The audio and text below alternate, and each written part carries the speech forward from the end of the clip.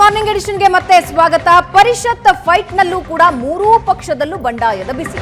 BJP JDS ಮೈತ್ರಿಗೆ ದಕ್ಷಿಣ ಶಿಕ್ಷಕರ ಕ್ಷೇತ್ರ ಒಂದು ಕಗ್ಗಂಟಾಗಿದೆ. ಒಂದೇ ಕ್ಷೇತ್ರದಲ್ಲಿ ಇಬ್ಬರಿಬ್ಬರು ಬಂಡಾಯ ಅಭ್ಯರ್ಥಿಗಳು, ಒಬ್ಬರು ಬಿಜೆಪಿ ಕಡೆಯಿಂದ ಮತ್ತೊಬ್ಬರು ಜೆಡಿಎಸ್ ಕಡೆಯಿಂದ. ಟಿಕೆಟ್ ಮೇಲೆ ಶ್ರೀಕಂಠೇಗೌಡ ಹಾಗೂ ವಿವೇಕಾನಂದ ಕಣ್ಣಿಟ್ಟಿದ್ರು. ವಿವೇಕಾನಂದಗೆ ಬಿ ಫಾರ್ಮ್ ಕೊಡ್ತು ಜೆಡಿಎಸ್.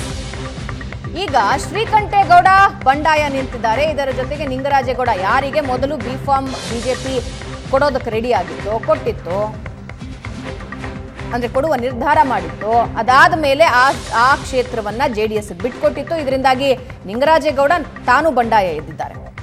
ಇನ್ನು ನೈಋತ್ಯ ಪದವೀಧರ ಕ್ಷೇತ್ರದಲ್ಲೂ ಬಂಡಾಯದ ಕಹಳೆ ಮೊಳಗಿಸ್ತಾ ಇದ್ದಾರೆ. ಒಂದು ಕಡೆ ಬಿಜೆಪಿಗೆ, ಇನ್ನೊಂದು ಕಡೆ ಕಾಂಗ್ರೆಸ್ ನಾಯಕರಿಗೆ ತಲೆನೋವಾಗಿದೆ. ಬಿಜೆಪಿ ಟಿಕೆಟ್ ಸಿಗಲಿಲ್ಲ ಅಂತ ರಘುಪತಿ ಭಟ್ ಬಂಡಾಯದ ಕಹಳೆ ಮೊಳಗಿಸಿದ್ದಾರೆ. ತಮ್ಮ ನಿರ್ಧಾರಕ್ಕೆ ಗಟ್ಟಿಯಾಗಿ ನಿಂತಿದ್ದಾರೆ. ಇನ್ನೊಂದು ಕಡೆ ಕಾಂಗ್ರೆಸ್ ಟಿಕೆಟ್ ಅನ್ನ ದಿನೇಶ್ ನಿರೀಕ್ಷೆ ಮಾಡ್ತಾ ಇದ್ರು, SP ದಿನೇಶ್. ಆದ್ರೆ ಆಯನೂರು ಮಂಜುನಾಥ್ಗೆ ಮಣೆ ಹಾಕಿರೋದ್ರಿಂದಾಗಿ ಕೈ ನಾಯಕ ಈಗ ರೆಬಲ್ ಆಗಿದ್ದಾರೆ. ಕಳೆದ ಬಾರಿ ಸ್ಪರ್ಧಿಸಿ ಸೋತಿದ್ರು ದಿನೇಶ್. ಈ ಬಾರಿ ಟಿಕೆಟ್ನ ನಿರೀಕ್ಷೆಯಲ್ಲಿದ್ರು. ಈ ಬಾರಿ ಟಿಕೆಟ್ ಕೈ ತಪ್ಪಿರೋದಕ್ಕೆ ತಾನು ಕೂಡ ಬಂಡಾಯ ಸಾರಿದ್ದಾರೆ. ನನಗೆ ಯಾಕೆ ಟಿಕೆಟ್ ಮಿಸ್ ಆಗಿದೆ ಅನ್ನೋದೇ ಅತ್ಯಂತ ಒಗಟಿನ ವಿಚಾರ ಆಗಿದೆ. ಯಾಕೆಂದರೆ ಕಳೆದ 40 ವರ್ಷಗಳಿಂದ ಈ ಪಕ್ಷದ ಅತ್ಯಂತ ನಿಷ್ಠೆಯಿಂದ ಕೆಲಸ ಮಾಡ್ತಾ ಬಂದಿದ್ದೇನೆ. ಒಂದಲ್ಲ ಎರಡು ಬಾರಿ ಶಾಸಕನಾಗಿ 12 ವರ್ಷಗಳ ಕಾಲ ಸದನದ ಒಳಗೆ ಹೊರಗೆ ಪಕ್ಷದ ಪರವಾಗಿ, ಪದವೀಧರ ಪರವಾಗಿ, ಶಿಕ್ಷಕರ ಪರವಾಗಿ ಮತ್ತು ನಾಡಿನ ಜ್ವಲಂತ ಸಮಸ್ಯೆಗಳ ಪರವಾಗಿ ದನಿ ಎತ್ತಿ ಹೋರಾಟ ಮಾಡಿದ್ದೇನೆ. ಆ ಕಾರಣಕ್ಕಾಗಿ ಒಂದ್ಸಲ ಭಾರತೀಯ ಜನತಾ ಪಕ್ಷ ಒಂದು ರಾಷ್ಟ್ರೀಯ ಪಕ್ಷವಾಗಿ ಇವತ್ತಿನ ಇತಿಹಾಸದ ತನಕ ಒಂದ್ಸಲ ಪಾರ್ಲಿಮೆಂಟರಿ ಬೋರ್ಡ್ ಇಂದ, ಎಲೆಕ್ಷನ್ ಕಮಿಟಿಯಿಂದ ಹೆಸರು ಘೋಷಣೆ ಆದ ನಂತರ ತಗೊಂಡಿರುವಂತ ಒಂದೇ ಒಂದು ಉದಾಹರಣೆ ಇಲ್ಲ. ಹಲವಾರು ಕಡೆ ಕ್ಯಾಂಡಿಡೇಟ್ ಸರಿ ಇಲ್ಲ ಅಂತ ನಮ್ಮ ಪಕ್ಷದ ಮುಖಂಡರೇ, ಕಾರ್ಯಕರ್ತರೇ ಪ್ರತಿಭಟನೆ ಮಾಡಿರೋದು ತಮ್ಮ ಗಮನಕ್ಕಿದೆ. ಇಲ್ಲಿ ಆ ರೀತಿ ಇಲ್ಲ. ನಾವು 10 ಜನ ಆಸ್ಪಿರೆಂಟ್ ಇದ್ವಿ. 10 ಜನದಲ್ಲಿ ನನ್ನ ಹೆಸರು ಘೋಷಣೆ ಆದ ನಂತರ 9 ಜನ ನನ್ನ ಜೊತೆಗೆ ಇದ್ದಾರೆ. ನಾವು ಎಲೆಕ್ಷನ್ ಪ್ರಚಾರವನ್ನ ಶುರು ಮಾಡಿದ್ದೀವಿ, ತಯಾರಿಯನ್ನ ಶುರು ಮಾಡಿದ್ದೀವಿ. ನಾಳೆ ಒಂದು ಬೃಹತ್ ಸಭೆಯನ್ನ ದಿನೇಶ್ ಅವರ ಬಗ್ಗೆ ನಾನು ಅವರು ಬಹಳ ಆತ್ಮೀಯವಾಗಿ ಮೊನ್ನೆ ಕೂತ ಕೂಡ ಮಾತನಾಡಿದ್ದೇವೆ. ಅವ್ಯಾವುದೋ ಅವರ ಪ್ರಶ್ನೆಗಳಿಗೆ ಉತ್ತರವನ್ನು ಕೊಡೋ ಕಾಲ ಇದಲ್ಲ. ಆ ಕಾರಣಕ್ಕೋಸ್ಕರ ಅವರು ವಾಪಸ್ ಬರ್ತಾರೆ ಅಂತಕ್ಕಂಥ ನಂಬಿಕೆ, ವಿಶ್ವಾಸ ನನಗಿದೆ. ನಾವು ನಾಳೆ ಒಟ್ಟಾಗಿ ನಾಮಿನೇಷನ್ ಮಾಡ್ತಾ ಇದ್ದೇವೆ. ಮಂಜುನಾಥ್ ಕೂಡ ನನ್ನ ಜೊತೆಗೆ ಮಾಡ್ತಾ ಇದ್ದಾರೆ. ದೊಡ್ಡ ಮೆರವಣಿಗೆ, ಶಕ್ತಿ ಪ್ರದರ್ಶನ ಅದರ ಅವಶ್ಯಕತೆ ಇಲ್ಲ. ನಾನು ಇಲ್ಲಿಂದ 300 ಕಿಲೋಮೀಟರ್ ಅಪ್ ಅಂಡ್ ಡೌನ್ ಎಷ್ಟು ಜನಕ್ಕೆ ಕರ್ಕೊಂಡು ಹೋದ್ರು, ಒಳಗಡೆ ಬಿದ್ದರು 5 ಜನಕ್ಕೆ. ಅದು ರಘುಪತಿ ಭಟ್ರಿಗೆ ಈಗ ಅರ್ಥ ಆಗಿ ಪ್ರತಿಭಟನೆ ಮಾಡಂಗೆ ಕಾಣ್ತಾರೆ. ಅವಾಗ ಯಾವುದೇ ಕಾರಣಕ್ಕೆ ಹಿಂದೆ ಸರಿಯುವಂಥ ಪ್ರಶ್ನೆ ಇಲ್ಲ ಅಂತ ನಾನು ಸ್ಪರ್ಧೆ ಮಾಡುವುದು ಅಂತ ಪ್ರಕಟಿಸಿದ ನಂತರ ತುಂಬ ನಾಯಕರುಗಳು, ರಾಜ್ಯ ಮಟ್ಟದ ನಾಯಕರುಗಳು ನನಗೆ ಸಂಪರ್ಕಿಸಿದರು. ನಾನು ಸ್ಪರ್ಧೆ ಮಾಡ್ತೇನೆ ಅಂತ ಪ್ರಕಟಿಸುವವರೆಗೆ ಯಾರಿಗೂ ಒಂದು ಮಾತಾಡಿಸ್ಬೇಕು ಅಂತ ಅನಿಸ್ಲಿಲ್ಲ. ಕ್ಯಾಂಡಿಡೇಟ್ ಅಂತ ಡಿಕ್ಲೇರ್ ಆದಂಥ ಡಾಕ್ಟರ್ ಧನಂಜಯ ಸರ್ಜಿಯವರು ನಿನ್ನೆ 7:30 ಗಂಟೆಗೆ, ನಂತರ ದಾಖಲೆ 7:30 ಗಂಟೆಗೆ ಮಿಸ್ ಕಾಲ್ ಕೊಟ್ಟಿದ್ದಾರೆ. ನಾನು ಎತ್ತಲಿಲ್ಲ. ಇಲ್ಲ, ಇವರು ಬೇಸರ ವ್ಯಕ್ತಪಡಿಸ್ತಾರೆ, ಮತ್ತೆ ಕರಾವಳಿಯ ಜನ ಬಾಲ ಬಸ್ಕೊಂಡು ನಮ್ಮ ಹಿಂದೆ ಇರ್ತಾರೆ ಅಂತ ಹೇಳುವಂಥ ಭಾವನೆ ನಮ್ಮ ನಾಯಕರುಗಳಲ್ಲಿ ಬಂದಿದೆ. ನಾನು ಯಾವಾಗ ಸ್ಪರ್ಧೆ ಮಾಡ್ತೇನೆ ಅಂತ ಹೇಳಿದ ಮೇಲೆ ಎಲ್ಲರೂ ನಾಯಕರು ಮನೆಗೂ ಬಂದರು, ಫೋನ್ ಮಾಡಲಿಕ್ಕೆ ಶುರು ಮಾಡಿದ್ರು. ನಾನು ಹೇಳಿದೆ, ನೀವು ಪರಿಷತ್ ಚುನಾವಣೆಯಲ್ಲೂ ಕೂಡ ಬಂಡಾಯದ ಬಿಸಿ. ಆ್ಯಂಡ್ ಬಿಜೆಪಿ ಜೆಡಿಎಸ್ ಸ್ವಲ್ಪ ಜಾಸ್ತಿ ತಡ್ತಾ ಇದೆ, ಕಾಂಗ್ರೆಸ್ಗೆ ಒಂಚೂರು ಕಮ್ಮಿ ಆ ಲೆಕ್ಕದಲ್ಲಿ. ಅಲ್ಲ, ನನಗನ್ಸುತ್ತೆ ನೋಡಿ, ಟಿಕೆಟ್ ಹಂಚಿಕೆಯ ಗೊಂದಲಗಳು ಲೋಕಸಭಾ ಚುನಾವಣೆಯ ಸಂದರ್ಭದಲ್ಲಿ ಏನಾಗಿದೆ, ವಿಧಾನಸಭೆ, ಲೋಕಸಭೆ ನಂತರ ಈಗ ವಿಧಾನ ಪರಿಷತ್ಗೂ ಮುಂದುವರೆದಿವೆ.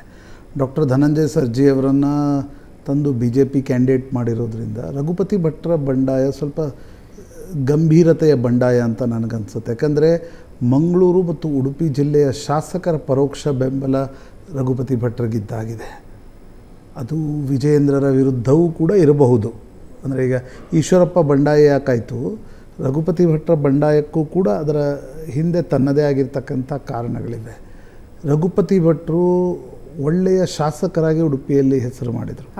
ಆದರೆ ಒಂದು ಪ್ರಕರಣದ ಕಾರಣದಿಂದ ಅವ್ರಿಗೆ ಟಿಕೆಟ್ ಕೊಡಬಾರ್ದು ಅನ್ನುವ ಪ್ರಯತ್ನ ಸಂಘದಿಂದ ನಡೀತಾ ಇತ್ತು.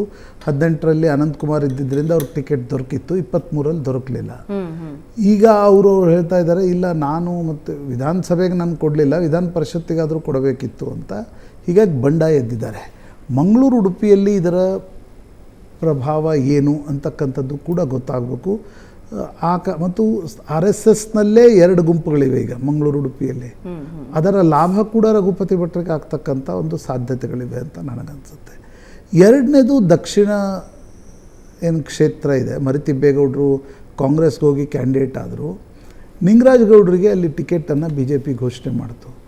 ಮಿತ್ರ ಪಕ್ಷದ ಜೊತೆ ಚರ್ಚೆ ಇಲ್ಲದೆ ಏಕಾಏಕಿ ಘೋಷಣೆ ಮಾಡಿದ್ದರ ಅರ್ಥ ಅಂದರೆ ಈಗ ಅದು ಕಗ್ಗಂಟಾಗಿದ್ದು ಪೊಲಿಟಿಕಲ್ ಇನ್ಮ್ಯಾಚುರಿಟಿನ ಗೊತ್ತಿಲ್ಲ. ಯಾಕಂದರೆ ನಿಮ್ಗೆ ಗೊತ್ತಿದೆ JDS ಜೊತೆ ಮೈತ್ರಿ ಹೌದು ಆಗಬೇಕು, ನೀವು ಏಕಾಏಕಿ ನಿಂಗರಾಜ್ ಗೌಡ್ರ ಹೆಸರನ್ನು ಘೋಷಣೆ ಮಾಡಿದ್ರಿ. ಈಗ B.Pharm ಕೊಡ್ಲಿಕ್ಕೆ ಆಗ್ತಾ ಇಲ್ಲ ನಿಂಗರಾಜ್ ಗೌಡ್ರಿಗೆ, ನಿಂಗರಾಜ್ ಗೌಡ್ರಿಗೆ B.Pharm ಕೊಡ್ಲಿಕ್ಕೆ ಆಗ್ತಾ ಇಲ್ಲ.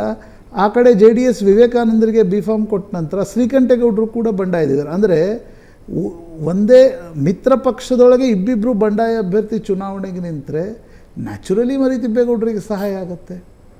ಇನ್ನೊಂದು ಕಡೆ ಶಿವಮೊಗ್ಗದಲ್ಲಿ ಐನೂರು ಮಂಜುನಾಥ್ ಮೊನ್ನೆ ಅಷ್ಟೇ BJPಯಿಂದ JDS ಮಾರ್ಗವಾಗಿ ಅವರು ಕಾಂಗ್ರೆಸ್ಸಿಗೆ ಬಂದವರು. ಈಗ ಅವ್ರಿಗೆ ವಿಧಾನ ಪರಿಷತ್ ಟಿಕೆಟ್ ಕೊಡಲಾಗಿದೆ. ಅಲ್ಲಿ HB ದಿನೇಶ್ ಬಂಡಾಯ ಹೇಳ್ತೀನಿ ಅಂತಕ್ಕಂಥದ್ದು ಹೇಳಿದ್ದಾರೆ. ನನಗನ್ಸುತ್ತೆ ರಘುಪತಿ ಭಟ್ರ ಬಂಡಾಯ ಮತ್ತು ಶ್ರೀಕಂಠೇಗೌಡರ ಬಂಡಾಯ ಸ್ವಲ್ಪ ಗಂಭೀರತೆಯನ್ನು ತೆಗೆದುಕೊಳ್ಬೋದು. ಬಂಡಾಯ ಹೇಳೋದು ದೊಡ್ಡದಲ್ಲ ರಾಜಕಾರಣದಲ್ಲಿ. ಬಂಡಾಯ ಎದ್ದು ನೀವು ನಿಮ್ಮ ಪಕ್ಷದ ಅಭ್ಯರ್ಥಿಯನ್ನು ಸೋಲಿಸುವ ಸಾಮರ್ಥ್ಯ ಹೊಂದಿದ್ದೀರಾ ಅಥವಾ ಅವರನ್ನು ಸೋಲಿಸಿ ನೀವೇ ಗೆಲ್ಲುವ ಸಾಮರ್ಥ್ಯ ಹೊಂದಿದ್ದೀರಾ ಅಂತಕ್ಕಂಥದ್ದು ಮುಖ್ಯ ಆಗುತ್ತೆ. ನೋಡಿ, ಪುತ್ತೂರಿನಲ್ಲಿ ಯಾಕೆ ಪುತ್ತಿಲ ಬಂಡಾಯ ಇದ್ರು, ಶಿವಮೊಗ್ಗದಲ್ಲಿ ಈಶ್ವರಪ್ಪ ಯಾಕೆ ಬಂಡಾಯ ಇದ್ರು, ರಘುಪತಿ ಭಟ್ರು ಈಗ ಉಡುಪಿಯಲ್ಲಿ ಯಾಕೆ ಬಂಡಾಯ ಇದ್ರು ಅನ್ನುವ ಪ್ರಶ್ನೆಗೆ ಉತ್ತರ ಹುಡುಕಿದಾಗ ಮಾತ್ರ ರಾಜ್ಯ BJPಗೆ ಒಂದು ಸಮಾಧಾನ, ಅಂದರೆ ರಾಜ್ಯ BJP ಕೆಲ ಉತ್ತರಗಳನ್ನು ಕಂಡುಕೊಳ್ಬೋದು. BJPಯಲ್ಲಿ ಬಂಡಾಯ ಹೇಳದೆ ಏನೂ ಸಿಗಲ್ಲ ಅನ್ನೋ ಪರಿಸ್ಥಿತಿ ಇದೆಯಾ? ನ್ಯಾಚುರಲಿ ನೀವು ಅಲ್ಲೇ ಇದ್ದರೆ ಏನು, ಈಗ ಜಗದೀಶ್ ಶೆಟ್ಟರು ಹೊರಗಡೆ ಹೋದರು, ವಾಪಸ್ ಕರೆದನ್ನು ಟಿಕೆಟ್ ಕೊಟ್ಟರು. ಈಶ್ವರಪ್ಪನವರು ಅಲ್ಲೇ ಉಳಿದ್ರು, ಬಂಡಾಯ ಹೇಳಬೇಕಾದ ಪರಿಸ್ಥಿತಿ ನಿರ್ಮಾಣ ಆಯಿತು. ರಘುಪತಿ ಭಟ್ರು ಇಲ್ಲ, ನನ್ನ ಧ್ವಜ ನನ್ನ ದೇಹಕ್ಕೆ, ನಾನು ಸತ್ತಾಗ BJPಯ ಧ್ವಜ ನನ್ನ ದೇಹಕ್ಕೆ ಸುತ್ತಿ ಅಂತಕ್ಕಂಥದ್ದನ್ನು ಹೇಳಿದರು. ಮೊನ್ನೆ ಶಿವಮೊಗ್ಗದ ಕೆಲಸ ಮಾಡಿದರು. ಅನೇಕ ಸಮಸ್ಯೆ ಏನಿದೆ ಇಡೀ ನನಗನ್ಸುತ್ತೆ ರಾಜ್ಯ BJP ಇರ್ಬೋದು ಅಥವಾ ಅನೇಕ ಪಕ್ಷಗಳದ್ದು, ಕಮ್ಯುನಿಕೇಷನ್ ಇರಬೇಕು. 3 ಅಭ್ಯರ್ಥಿ ಇದ್ದಾರಾ, ಅವ್ರನ್ನ ಕರೆಸಿ ಮಾತನಾಡೋರು ಯಾರು, ಸೀನಿಯಾರಿಟಿ ಇಲ್ಲ. ವಿಜೇಂದ್ರರಿಗೂ ಕೂಡ ಆ ಮಟ್ಟದ ಹಿಡಿತ ಸಿಗ್ತಾ ಇಲ್ಲ. ಯಡಿಯೂರಪ್ಪನ but I feel like Vijayendra ಹಿಡಿತ ಸಿಗ್ತಾ ಇಲ್ಲ. ಬಟ್ ಅವ್ರ ಹಿಂದೆಗಡೆ ಅವ್ರ ತಂದೆ ಇದ್ದಾರೆ ಪ್ರಶಾಂತ್. ಅಲ್ಲ, ನಿಜ ಇದೆ, ಆದರೆ ತಂದೆನೇ ಮಾತನಾಡಿಸುವ ಪರಿಸ್ಥಿತಿ ಇದೆ. ವಿಜೇಂದ್ರರ ಮಾತನ್ನ ಸೀನಿಯರ್ಸ್ಗಳು ಕೇಳ್ತಾ ಇಲ್ಲ ಅಂತಕ್ಕಂಥದ್ದು ವಿಸಿಬಲಿ ಕಾಣ್ತಾ ಇದೆ. ಸೋಮಣ್ಣ ನೋಡಿದ್ವಿ. But at least in decision making ವಿಜೇಂದ್ರಗೆ ಒಬ್ಬ ಸೀನಿಯರ್ ನಾಯಕರಾಗಿ ಒಂದು ಮುಂದಕ್ಕೆ ಪುಷ್ ಮಾಡಬಹುದು. ಅಂಡ್ ಒಂದು ವ್ಯವಸ್ಥೆ ಹೆಂಗಿದೆ BJPಯಲ್ಲಿ ಅನ್ನೋದು ಯಡಿಯೂರಪ್ಪ ಅವ್ರಿಗೆ ಗೊತ್ತಿಲ್ವಾ? ಯಾರು ಒಂದ್ಸಲ ಯಾದವಿ ಕಲಹ ಶುರು ಆಯಿತು ಅಂತಕೊಳ್ಳಿ, ನೀವು ಮನೆಯಲ್ಲೇ ತೆಗೆದುಕೊಳ್ಳಿ. ಅಜ್ಜ ಅಜ್ಜಿ ಬಗ್ಗೆ ಮಾತನಾಡಬಾರ್ದು ಅಂತ ಯಾಕೆ ಹೇಳ್ತಾ ಇದ್ರು?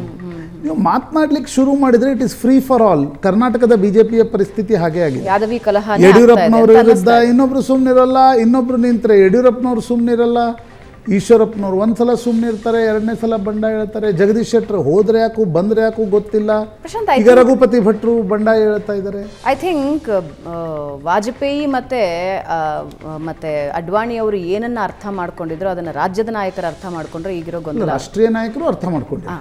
ರಾಷ್ಟ್ರೀಯ ನಾಯಕರು ರಾಜಕಾರಣದ ಒಂದು ಸೂತ್ರ, ನೀವು ನಿರ್ಣಯವನ್ನು ಗಟ್ಟಿಯಾಗಿ ತೆಗೆದುಕೊಳ್ಳಿ, ಬಟ್ ನಿರ್ಣಯಕ್ಕೆ ಮುಂಚೆ ಎಲ್ಲರನ್ನ ಕನ್ಸಲ್ಟೇಷನ್ ಮಾಡಿ ಮಾತಾಡಿಸಿ ಅವ್ರನ್ನ ಕನ್ವಿನ್ಸ್ ಮಾಡ್ತಕ್ಕಂಥ ಪ್ರಯತ್ನ ಮಾಡಿದ ಮೇಲೆ ನಿರ್ಣಯವನ್ನು ಪ್ರಕಟಿಸಬೇಕಾಗುತ್ತೆ. ರಾಜ್ಯ BJPಯಲ್ಲಿ ಅನ್ಫಾರ್ಚುನೇಟ್ಲಿ ಹಾಗಾಗ್ತಾ ಇಲ್ಲ. ರಾಷ್ಟ್ರೀಯ BJP ಕೂಡ ತುಂಬ ಕನ್ಸಲ್ಟೇಷನ್ ಮಾಡಿ ನಿರ್ಣಯಗಳನ್ನು ತೆಗೆದುಕೊಳ್ಳಬೇಕು ಅಂತಕ್ಕಂಥ ಮನಸ್ಸು ಮಾಡ್ತಾ ಇಲ್ಲ. That is the crux of the problem of BJP. ಆಮೇಲೆ ಈ ಕ್ಷಣದಲ್ಲಿ ಅದು ಯಶಸ್ಸನ್ನು ತರಬಹುದು. JDS ನೋಡಿ, ಶ್ರೀಕಂಠೇಗೌಡರು ಮೊನ್ನೆವರೆಗೆ ದೇವೇಗೌಡರು ಕುಮಾರಸ್ವಾಮಿ ಅಂತ ಇದ್ರು, ಈಗ ಬಂಡಾಯ ಅಂತಿದ್ದಾರೆ. ಕಾರಣ ಏನು? ಪ್ರಜ್ವಲ್ ರೇವಣ್ಣ ಪ್ರಕರಣದ ನಂತರ ದೇವೇಗೌಡರ ಕುಟುಂಬ ದುರ್ಬಲ ಆಗಿದೆ ಅಂತಕ್ಕಂಥದ್ದು JDSನವ್ರಿಗೆ ಅನಿಸ್ತಾ ಇದೆ. ಅದಕ್ಕೆ ಈ ಬಂಡಾಯ. Right, correct. ನೀವು ಯಾವಲ್ಲಿವರೆಗೆ ಸಬಲರಿರ್ತೀರೋ ಬಂಡಾಯ ಹೇಳಲ್ಲ. ಎಸ್, ಒಂದು ಚಿಕ್ಕ ಬ್ರೇಕ್ ತಗೋಣ ವೀಕ್ಷಕರೇ. ಬ್ರೇಕ್ ನಂತರ ಮತ್ತಷ್ಟು ಸಿಗುತ್ತೆ.